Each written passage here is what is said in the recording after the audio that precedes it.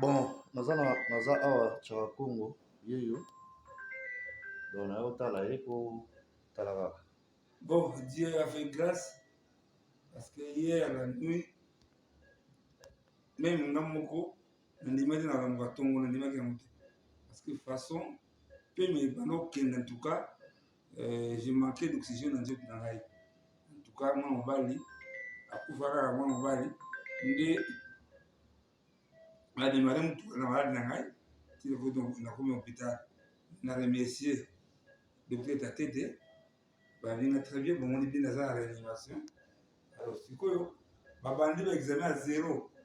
On a découvert que, bah, caillou, ils ont à côté de poumon, bah, fort, ils ont bloqué l'oxygène. Mutamela la cigarette, amela la bière, même ba retrouver ba caillou dans la poumon na ye.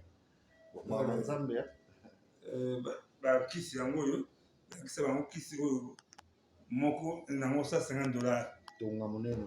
$150 yango azongisa ngai. À partir de chaque jour, nango moko on est bon ba caillou. Au ça oxygène en tout cas ta mi kisi. Si vous devez merci. La monnaie de la vie moyenne au ngai. Et que c'est un soutien à vie de passer dans un hôpital moko. Ça demande des moyens. Il faut vraiment bakisi, vous faites un d'accord avec tout. Vous avez dit avec vous, Dieu va faire beaucoup de choses. Merci. Bon, Tchaka Congo yo wana lobby, imo asunga batu po ba retrouver santé. Imo santé déranger. Alors biso peut tout ça la part na biso. Tout ça l'effort tout est maboko. Merci. Akom. Théo.